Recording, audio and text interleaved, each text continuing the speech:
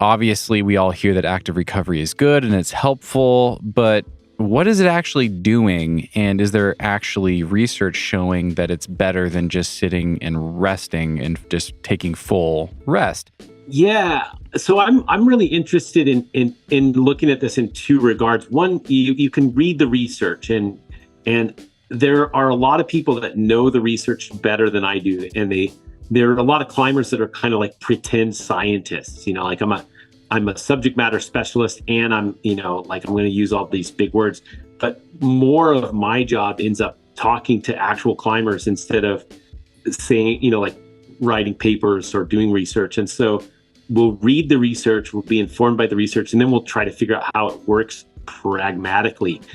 And like the research-based thing is kind of annoying for me because like you probably know a lot about nutrition research and you know a lot about specific macronutrient ratios that you should have, and you've probably seen science on that, but you probably didn't follow that exactly for breakfast this morning, right? You had too many grams of simple carbohydrates or something like that, and it wasn't optimal, and you can drive yourself crazy. And so what we really want to look at is what can I do practically all the time that's going to improve my climbing. So when we go to recovery, when we think about recovery, if we can change the duration that recovery takes, we're going to get better results. And if we look at recovery in this light, this is exactly why steroids work so well. And when people think about somebody injecting themselves with steroids, they think, like the layperson thinks, they inject themselves with a syringe and their muscles grow. But really what happens is these steroids help the recovery process improve so much that athlete can train more. And depending on the nature of their training, they may get bigger muscles, or they might just get a lot stronger. Or, they've even caught professional cyclists taking steroids in order to aid recovery, and they're not like big, bulky, huge people. And so it's not really like a bulking mechanism as much as a recovery mechanism. And so when we look at, a normal person's approach to recovery, it really comes in terms of eating right, sleeping right, and then optimizing for our time between intensive training sessions. And so a lot of it is like, if you looked at it like a seesaw, you have all of your outputs, your training, your hard work, and then you try to balance that out with good eating, good recovery periods, good sleep. And what's really neat, you know climbers as well as I do, that they want to keep loading up more and more stuff. Maybe I can also, add another hangboard protocol on top of this one. You can do that if you also enhance recovery and keep things in balance there.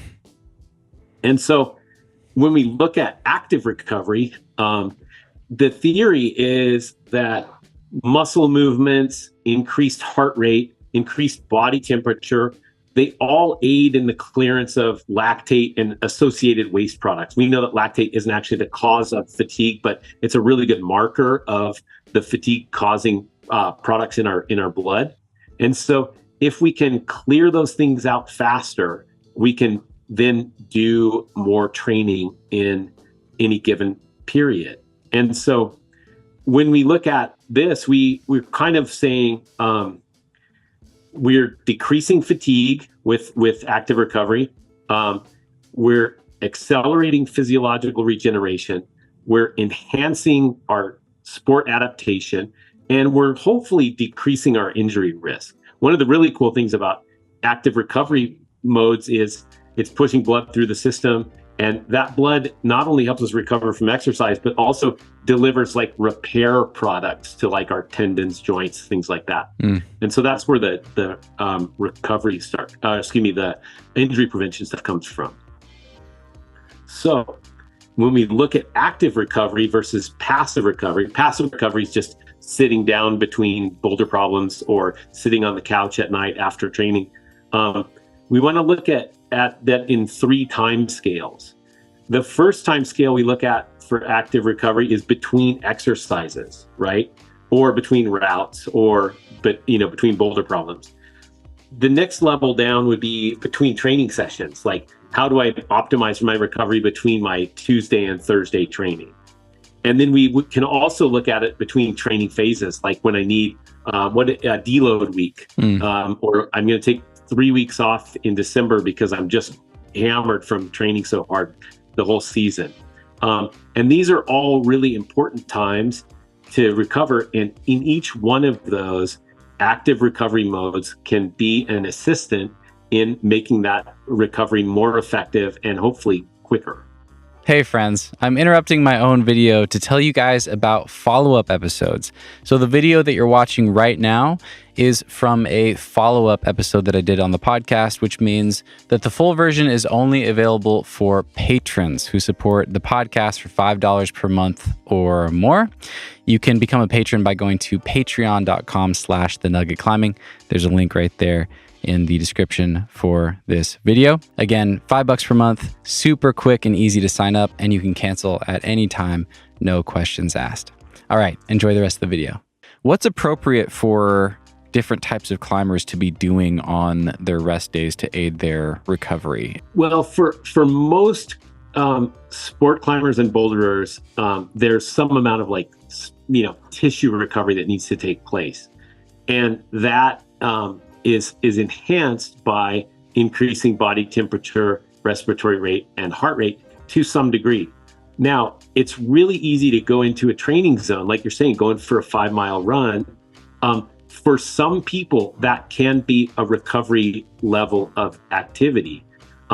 For other people, that would be another training activity. Like I would be also training for running.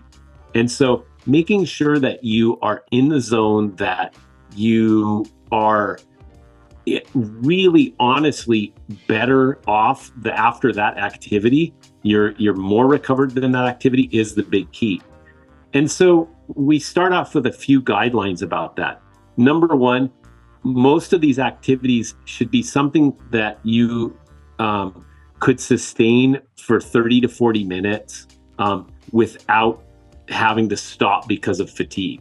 And so if you could go out and run for 40 minutes and be at what we would call conversational intensity, some people kind of will tag a heart rate to that, but really if you and I can jog along and we can say sentences back and forth, it's probably the right intensity. For me, running or mountain biking or whatever is probably a little too high intensity, but I could walk for 45, 60 minutes. And so as long as my recovery activity is not a training stimulus where it's so hard for me that I'm actually going to have to recover from that day, it's okay to go out and do these other activities.